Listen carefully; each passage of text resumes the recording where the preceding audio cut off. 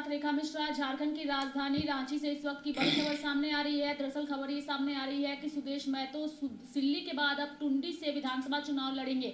हालांकि इसको लेके भले ही बीजेपी की ओर से अभी तक कोई औपचारिक घोषणा नहीं है, लेकिन जो हमारे सूत्र बता रहे हैं उसके मुताबिक बीजेपी ने अपनी इस सीट को अपनी गठबंधन सहयोगी आजसू के लिए छोड़ दी है और अब सुदेश महतो वहां से नॉमिनेशन करेंगे।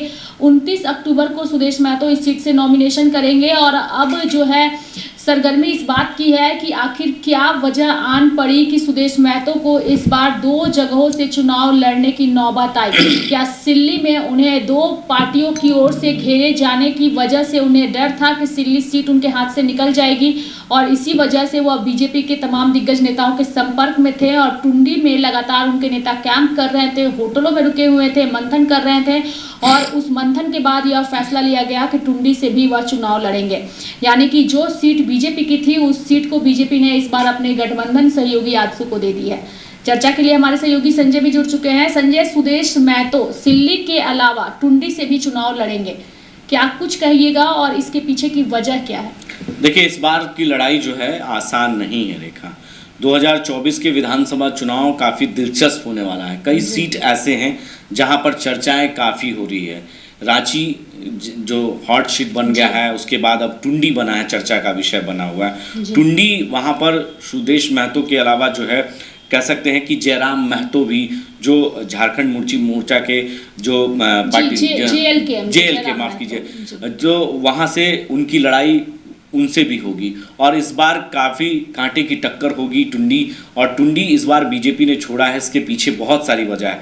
गठबंधन में बहुत सारी चीज़ें जो हो वो तय कर लिए जाते हैं पहले ही, क्योंकि 68 सीटों पर जो है बीजेपी लड़ रही थी, वहाँ 10 सीटें आशू को दी, उसके बाद 2 सीटें जदयू को और 1 सीट लोजपा रामविलास को दी गई है। यानी गठबंधन धर्म निभाने में बीजेपी माहिर खिलाड़ी है और वो जानती है कि आखिर आगे की जो रणनीति होगी वो कैसे तय करना होगा, आखिर मुख्यमंत्री कौन होगा उसका।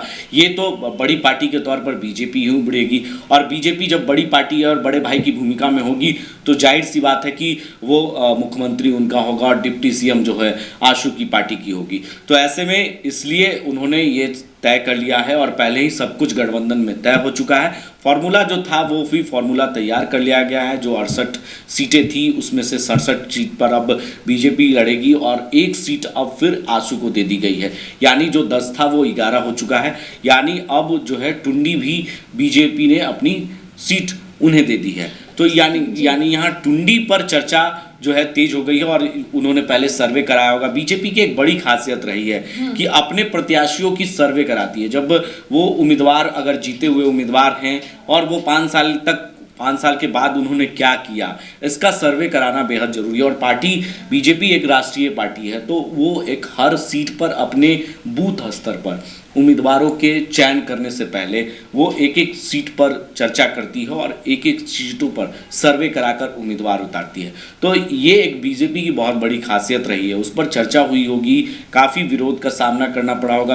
पिछले जो उम्मीदवार होंगे, जो जीते हुए उम्मीदवार होंगे बीजेपी के, उनका विरोध कहीं ना कहीं इस बार हो रहा होगा टुंडी में और इसीलिए सुदेश महतो ने को ये जिम्मेदारी दे दी गई है। सुदेश महतो 2 सीटों पर चुनाव लड़ रहे हैं। सुदेश महतो को भी डर है इस बात का कि अगर टुंडी के अलावा जो वो सिल्ली पे लड़ रहे हैं उस पर उनको डर सता रहा होगा। कहीं ना कहीं अपनी साक्ष बचाने के लिए, अपनी नाक बचाने के लिए, अपनी साक्ष बचाने के लिए उन्होंने 2 सीटों पर चुनाव लड़ने का फैसला लिया और वो अब आधिकारिक तौर पर थोड़ी देर बाद उसकी औपचारिक ऐलान भी हो जाएगी। अभी आधिकारिक तौर पर इसकी पुष्टि नहीं हुई है, लेकिन जो हमारे सूत्र बता रहे, लाइव इंडिया के सूत्र हैं, उस पर टुंडी सीट अब उनका फाइनल हो गया। उन्होंने फॉर्म भी खरीद लिया। ये भी जानकारी हमारे पास है कि वो फॉर्म जो है उन्होंने जिला अधिकारी के कार्यालय से फॉर्म खरीदा है और उस फॉर्म को अब भरने की सिलसिला जो है 29 अक्टूबर को वो जो है पर्चा भी भरेंगे। जी रेखा, बिल्कुल। अगर हम टुंडी सीट की बात करें तो फिलहाल वहाँ से मथुरा प्रसाद महतो जो है वो JMM के वर्तमान विधायक हैं और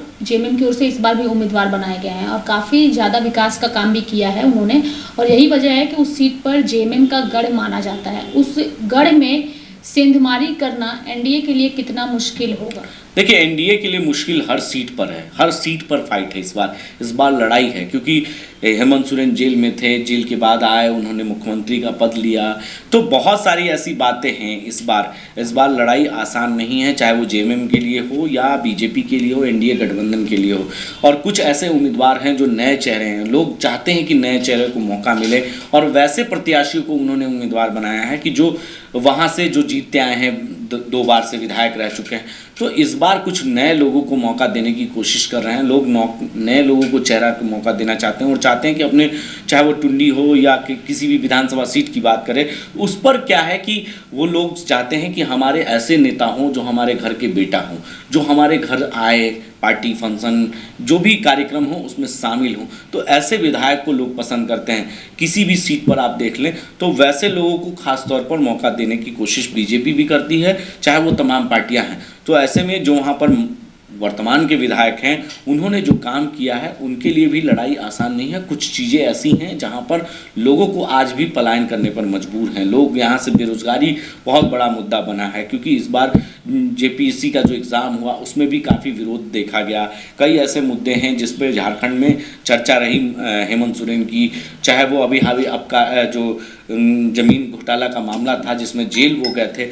तो ये सारे मुद्दे जब चुनाव प्रचार शुरू होंगे, जब प्रधानमंत्री आएंगे, जो बड़े बड़े चेहरे, जब प्रधानमंत्री बीजेपी कैंप करेगी और बीजेपी के तमाम बड़े नेता उसमें शामिल होंगे, चुनाव प्रचार करेंगे, तो उस वक्त का हवा का रुख कुछ और होगा और बदला होगा।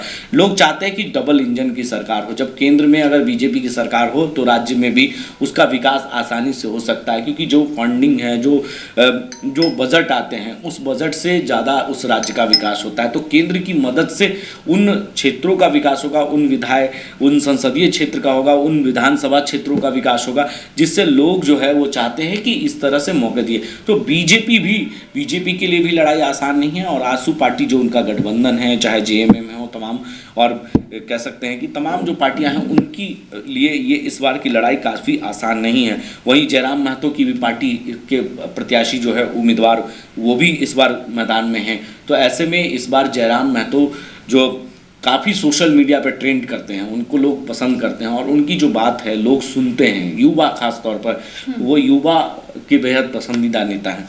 तो युवा के बीच जो दिल पे राज करता है, जाहिर सी बात है कि युवा को लुभाना इतना आसान नहीं है। युवा सब कुछ सोचते हैं, आगे का विकास सोचते हैं, अपने क्षेत्र का विकास सोचते हैं। बिल्कुल, और यही वजह है कि वो काफ़ी फेमस है। लेकिन यहाँ पे एक सवाल ये रहेगा संजय, चूँकि सिल्ली छोड़ करके टुंडी जाना और अपनी सीट जहाँ पर वो 5 साल विधायक रहे हैं, जहाँ पे उन्होंने जनता के बीच काम किया है, 2 ऐसे उम्मीदवार जो कि खुद उसी समुदाय से आते हैं, यानी कि देवेंद्र नाथ महतो और अमित महतो, दोनों ही महतो समुदाय से आते हैं, और सुदेश महतो खुद महतो समुदाय से आते हैं। यानी कि जो तीनों उम्मीदवार सिल्ली में हैं, तीनों का वोट बैंक सेम ही है। अगर विकास के काम हुए हैं तो फिर उम्मीदवारों से डर करके अपनी जगह से किसी और जगह से चुनाव लड़ना, ये गलत संदेश भी जनता के बीच। देखिए, 5 साल वो रहे, 2002 में रहे, 2005 में रहे, 2009 में रहे, और ये सभी बार वो जीत कर आए हैं सुदेश महतो। तो कहीं ना कहीं उन्हें इस बात का डर सताने लगा होगा सिल्ली विधानसभा में कि हमने जो त्रुटियां हैं, जो हम में कमियां हैं। लोग परीक्षा में जब बैठते हैं, बच्चा एग्जामिनेशन रूम में बैठता है तो उसे रिजल्ट पता होता है कि हमने क्या लिख कर आया है। तो उन्हें 5 साल जो काम किए हैं जनता के बीच, उन्होंने जो परीक्षा में पास हुए होंगे, उसका रिजल्ट उन्हें अनुभव हो चुका है।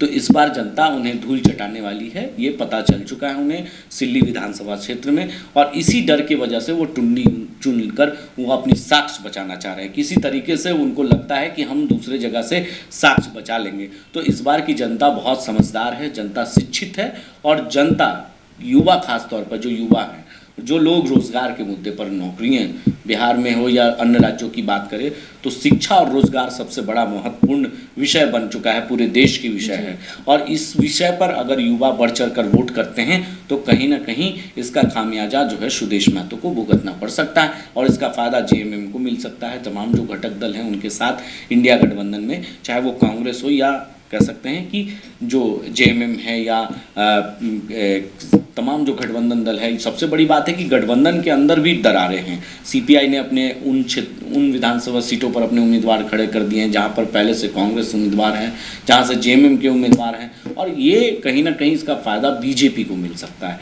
बीजेपी पूरी प्लानिंग कर ही उम्मीदवार को खड़ा करती है। तो सुदेश महतो को ये सोचना होगा कि आखिर 2 सीट पर चुनाव लड़ना उनको कहीं ना कहीं इसका डर सता रहा है, जो है विधानसभा सीट पर। चलिए, सुदेश महतो को डर सता रहा है अपनी हार का सिरली विधानसभा में, और यही वजह है कि वह टुंडी जाना चाहते हैं और टुंडी से भी चुनाव लड़ना चाहते हैं। 29 अक्टूबर को नॉमिनेशन करेंगे, जो खबर हमारे सूत्रों में बता रहे हैं उस मुताबिक। हालांकि अब औपचारिक ऐलान का इंतजार है कि क्या इसको लेकर के आजसू की ओर से अपनी लिस्ट जारी की जाती है या बीजेपी की ओर से प्रेस कॉन्फ्रेंस करके यह बताया जाता है कि टुंडी सीट बीजेपी ने आजसू को दे दी है। मेरे साथ फिलहाल अभी के लिए इस खबर में इतना ही। आप देखते रहिए लाइव इंडिया हर पल। नमस्कार।